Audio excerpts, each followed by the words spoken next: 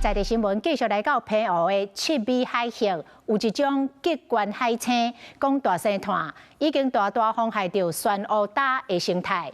海保署长正式来启动着极悬海青清除作业，第一波就清出着32只，今仔日阁展开第二波，希望会当来守护着脆弱的酸乌生态。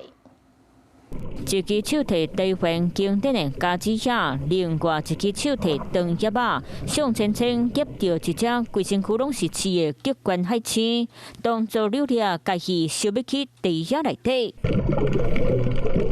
这不是观光唱水味，是一场含时间走标比赛的生态保卫战，目的是要清掉酸乌杀手。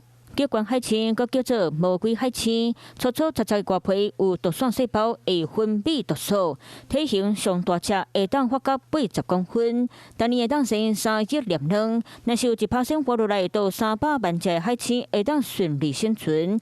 大只海青会当食4到6平方公尺酸乌礁，而且会当活8年时间。伫咧健康的酸乌礁生态内底，每公顷密度差不多是10只到15只左右。不过伫咧澎湖的深度活动。 0.2公顷就掠到32只，密度数量是最高惊到人。到通报之后，其实在调查的时候，知道它已经的密度有到一个接近警戒值，所以我们就启动一个专案，开始做极悬海青的清除的动作。极悬海青数量变多，专家认为主要原因就是水体富营养化和天敌减少有关系。澎湖水系转真济极悬海青，可能就是和营养盐变加真丰富有关系。为了控制极悬海青对酸乌的破坏，海保署6月10日伫咧七美管理湾开始做唱水味的变动，针头后控制族群的密度，减轻酸乌危害目标。